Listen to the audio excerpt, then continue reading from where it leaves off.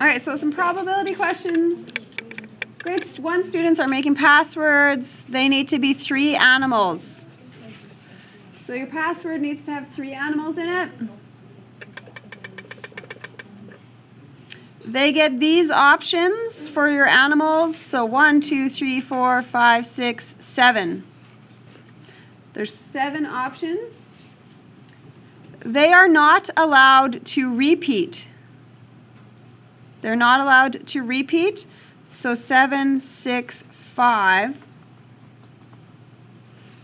means there are 210 different passcodes for these students. So what's the probability that Sam and Henry are going to have the same? How do you write that when somebody has the same?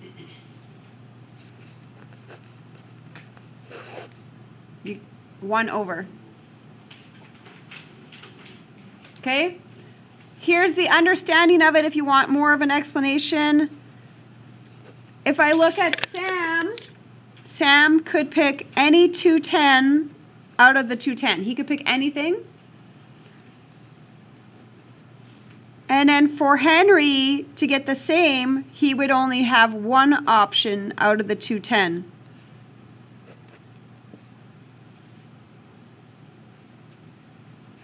So having the same is always 1 over the options.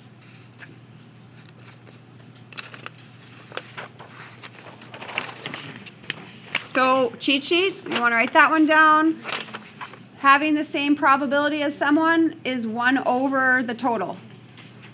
Do you want to write that on your cheat sheet?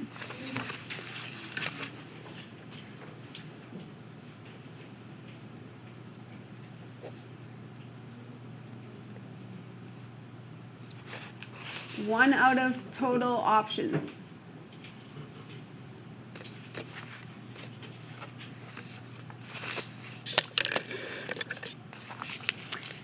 Okay, you're taking a driver's test tomorrow. If it's raining, there's a 70% chance you're going to pass your test. If it's not raining, you have a 75% chance to pass your test. What kind of setup is this? Do you remember? The situation where we depend. So what do we put first? What depends on the other thing? Does raining depend on your driver's test, or does the driver test depend on the rain? The driver's depends on the raining situation, right? This depends on that. Okay, so let's talk about the chance of rain first. We have a 60% chance of rain. Therefore,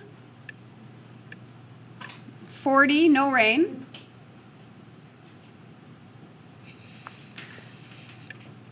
If it's going to rain, you have a 70% chance to pass,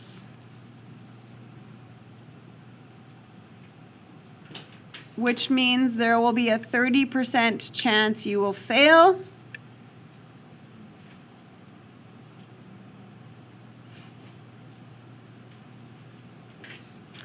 Then, if it's not raining, you have a 75% chance to pass, which means a 25% chance to fail. By the way, this was probably the best question on the test as a whole. I think almost everybody got it. So now, what's the chance that you're going to have to retake your test? So I need this number of failing and this number of failing. Remember that you times those.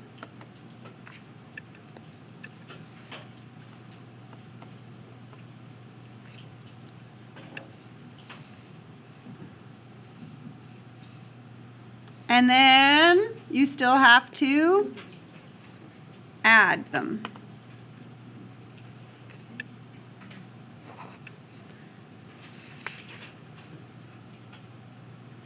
Okay, so this was a times because you're doing this and this is happening. But these are add because it's in either this or that happened, right?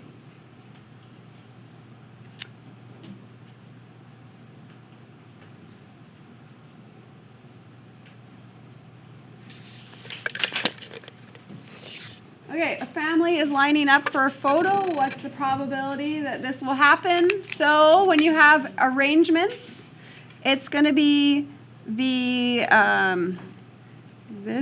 this event divided by all possible, right? That's what we're going to think. This event divided by all the possible arrangements.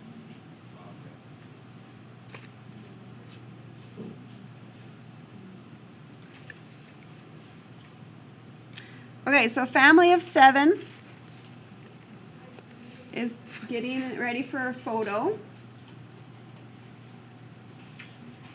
And I would like to know the arrangements, if I could put the triplets in the ends and the middle. So I'm trying to place triplets on those 3 positions in the photo. So what are my options for doing this? I would have 3 triplets to pick from there, then 2 triplets, and then 1. And then I can put anybody in the other spots, which leaves me how many people? 4, 3, 2, and 1.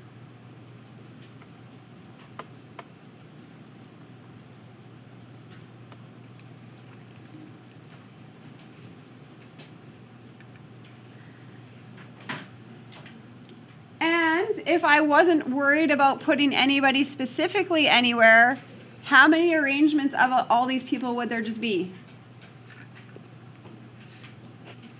7 factorial. You could just move 7, 6, 5, 4, 3, 2, 1, right?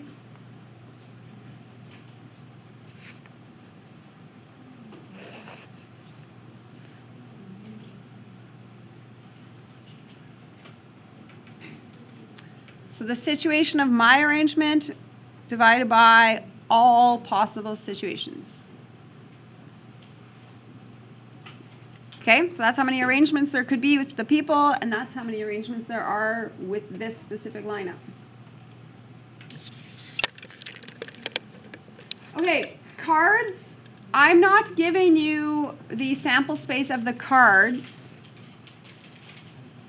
Hopefully we have just enough general understanding about cards. How many red cards, deck of cards? First of all, what's the full deck of cards number? 52, same as the weeks in the year. So that number, same as the weeks in the year, 52. How many of those cards are red? Half of them, so 26. How many of those cards are face cards? So those are the jacks, the queens, and the kings, which makes up how many? 12. Okay, did I count anything double? Yes. I would have counted how many twice? 6. Because I counted the red jack. The jack of hearts I did twice. I did the jack of diamonds. I counted in both groups.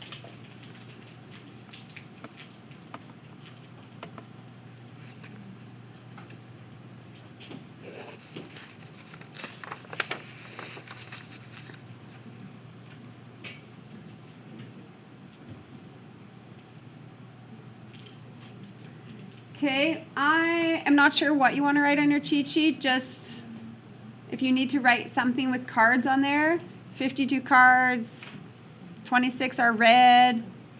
If you were picking a certain suit, like if I say clubs or spades, how many of each suit is there? 13. Okay, just make sure you minus overlap if you've counted something twice.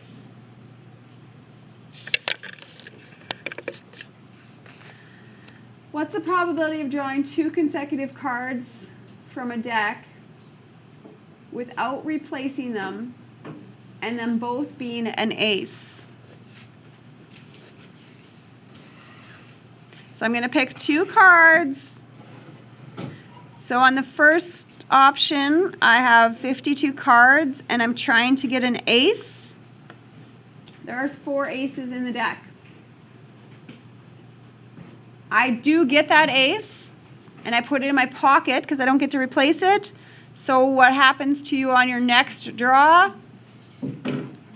There's only 3 aces and there's only 51 cards now.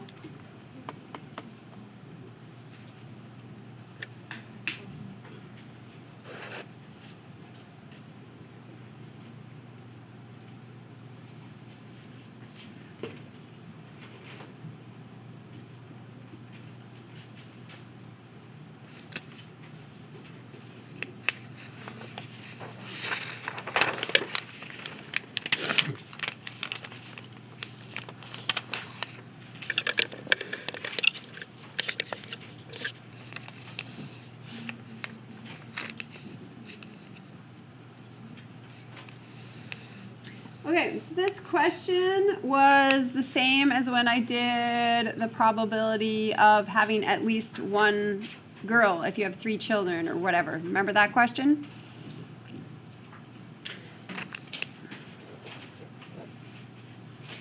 So you have a spinner and you're trying to spin it to land on a 1. You're going to spin it 4 times. So what's the probability that it will land on a 1 at least one of those spins? So you could do this all separately where you would get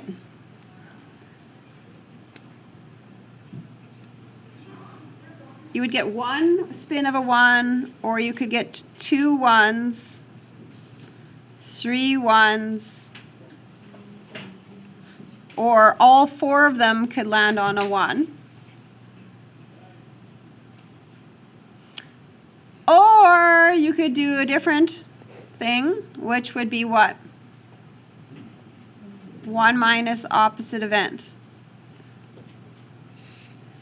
If you did this, do you understand that you would have to do this? 4 choose 1. What's the probability of getting a 1? 1/4. Not getting a 1, not getting a 1, not getting a 1. This would represent me getting a 1, not a 1, not a 1, not a 1. But out of those 4 spins, I could have rolled or spun the 1 on the first out of the 4, or the second, or the third try, or the 4th try. Remember that? So you had to add the 4 choose in front of it. If I was to do this, what would you write? 4 choose 2, because you don't know where you're going to spin the 1s. You just have to choose 2 out of the 4 spins to be a 1. And you want a 1, a 1, a not 1, a not 1. Okay, and that's how you would do that. Not recommended. I mean, if it makes sense to you, that's fine. But let's talk about the 1 minus the opposite event.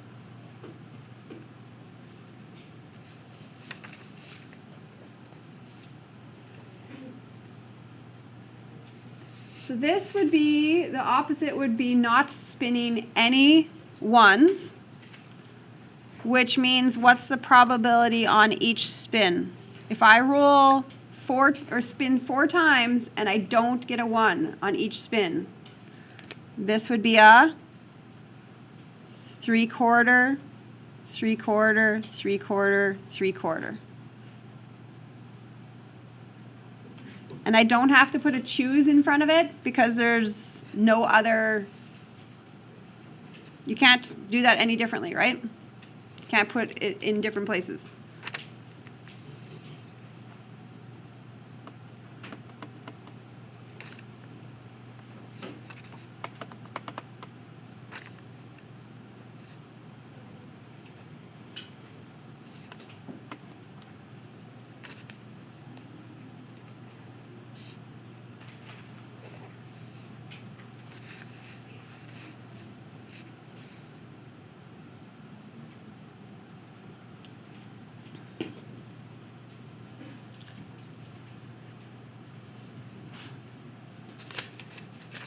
Okay, a couple questions left. So this one would be a Venn diagram. You have 90 students, 50 of them take pre-calc, 30 applied, 40 don't take either math.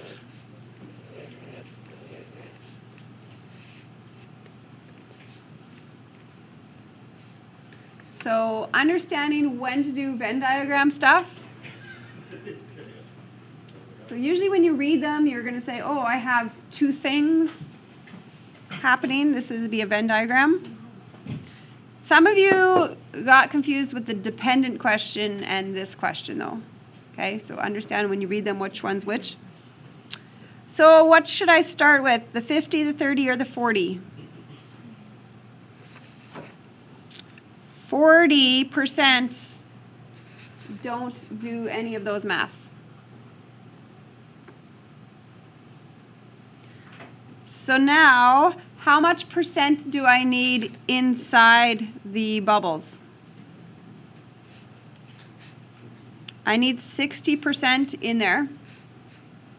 There was a 50 and a 30, which makes 80%. That's too much for the bubbles. So there's an overlap of 20.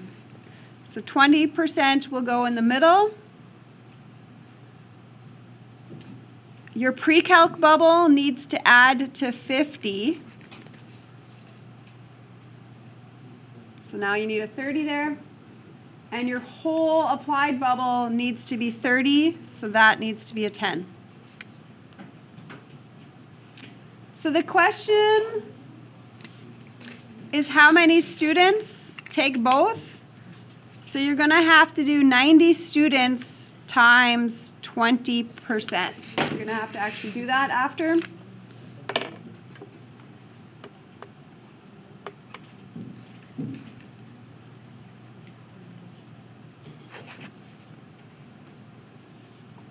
So 18 students. Okay, and I don't think you probably need to put anything on your cheat sheet because we had lots on our cheat sheet with the Venn diagrams before, and it's the same idea, it's just adding the probability at the end. Okay? So it's no different than when we talked about our logic and we put that stuff on there, right? Okay, dice. Maybe you want something on your cheat sheet with some of the dice. You need one of those.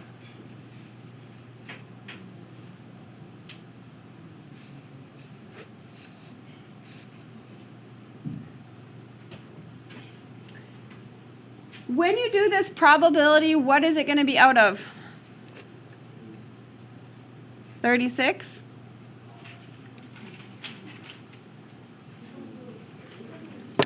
Okay.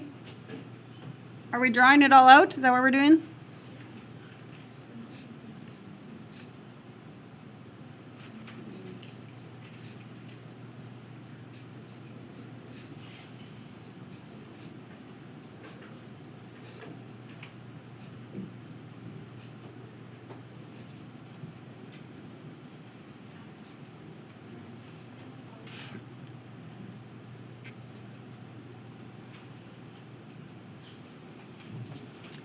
So then this is the strategy. So make sure something on your cheat sheet, you just kind of make a memo for yourself to draw that chart out. Always out of 36.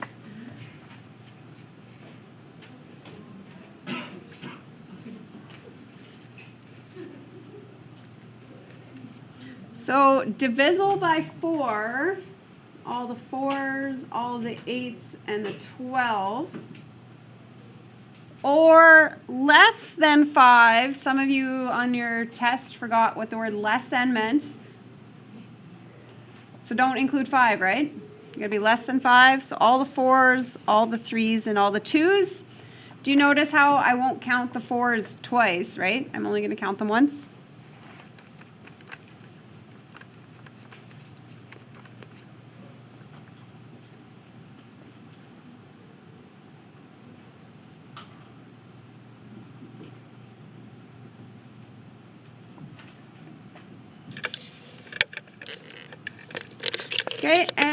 the last question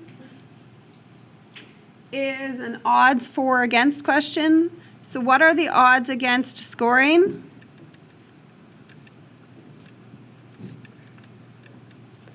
So it will be how many times will I not score to how many times will I score.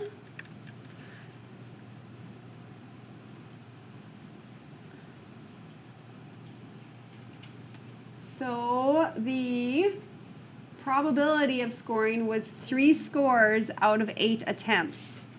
So that means I would score 3. And how many of those 8 attempts do I not score on? 5. These always have to add to the total, right? I basically gave you 2 questions where I gave you the probability and then you had to go to the odds. And the other question I gave you the odds and then you had to go to a probability, right? But on the test, that was well done as well.